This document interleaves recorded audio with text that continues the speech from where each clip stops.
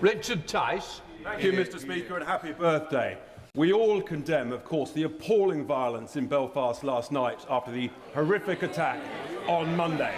But this Prime Minister is in denial of the rising despair across the country over his failure to stop the boats and related criminality, his failure to recognise two-tier policing, his failures over Manderson, his failures over the scourge of anti-Semitism. He's lost the confidence of the country, his own trade union members and his own very quiet backbenchers, Mr. Speaker. When will he do the right thing and when will this Prime Minister resign? Prime Minister. Well, Mr. Speaker, last week we had the terrible case of Henry Novak, which they sought to exploit. Now we have a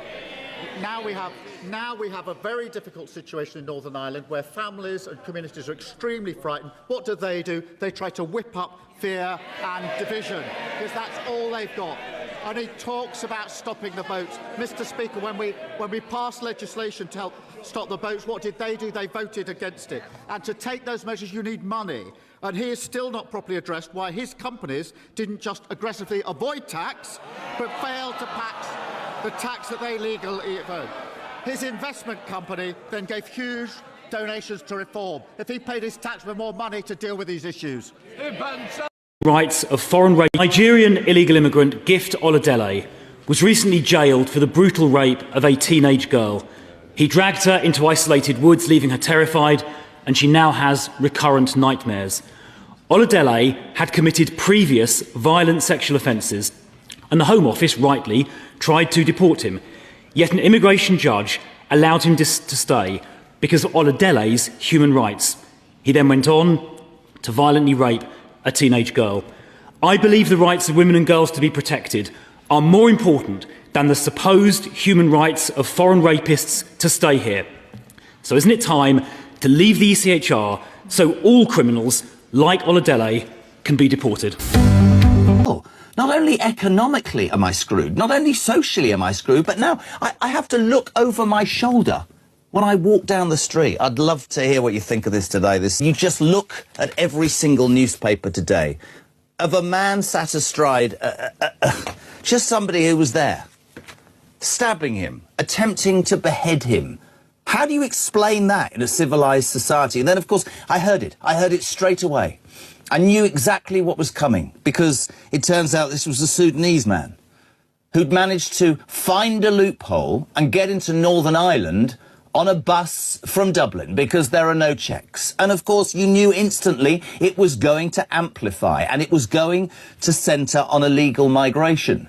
Nigel Farage, yesterday afternoon, I think actually late yesterday morning, said it is really important that the British public are told who this man is and where this man is from. He was accused of stoking the fire. No, I believe, wanted to avoid what happened in Southport, which was that we weren't told anything, and mad, bizarre theories started online and resulted in trouble. This man got into the country in the wrong way, and it begs the question, and I'm not shying away from this. I listened to an interview from a refugee charity who said, and I quote, "Don't allow this one isolated incident to upset the wonderful work that all these fantastic people do that come to our countries and bring so much." Try telling that to the teen girl who was yesterday raped by 4 Afghan nationals, including a 16-year-old boy, when they'd enticed her on a bus from Somerset to Bristol, plied her with drugs, got her drunk and raped her repeatedly and filmed it. Try telling that to the girl on the beach in Southampton, raped and attacked by 2 men, 2 years ago, who got off because apparently they'd get into trouble if they went home. I've had stand-up arguments. I'm not going to name this person. She looked me full square in the face 2 weeks ago and said, "White men rape women, white men stab people." Yes, they do.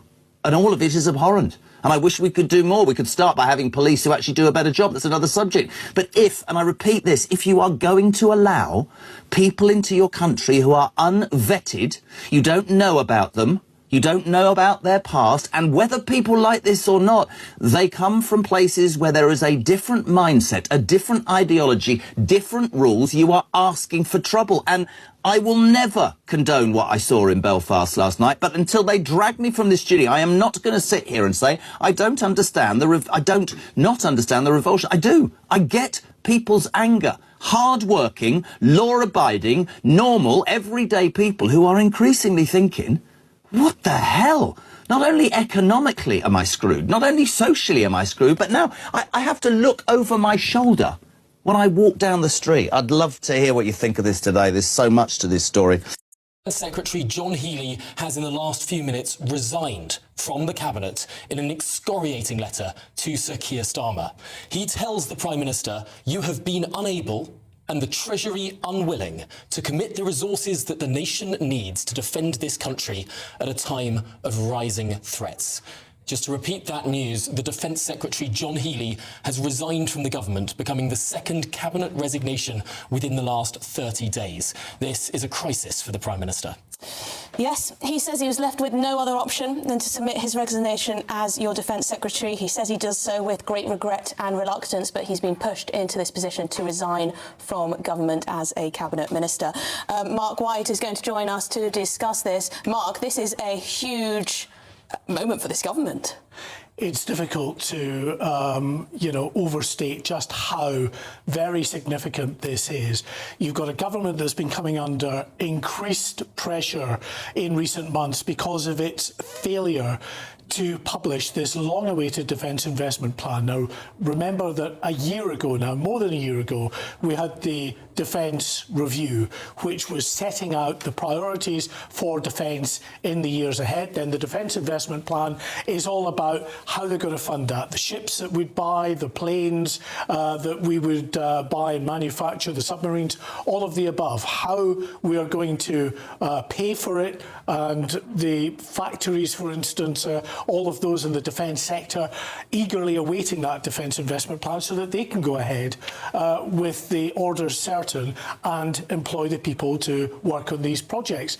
And companies have been going to the wall because they've not been getting the certainty from the government. And it's clear that what has been happening is this almighty row behind the scenes between the Defence Department, between the Treasury and other government departments who are now being asked to try and make cuts to provide the money for that defence budget, because the Treasury has been playing hardball with defence, despite the fact that our Prime Minister has been all around the world on the international stage telling the world what a responsible international leader he is, that with the changed environment around the world, that Britain is investing heavily now in defence, that putting its money where its mouth is. Well, it hasn't. That's and on that point, fact. Mark, we now have a picture of the rather long resignation letter John Healey has written on the screen. You mentioned the Prime Minister has been saying we need to increase spending. This letter gives us a little bit of an insight into what those behind-the-scenes discussions were.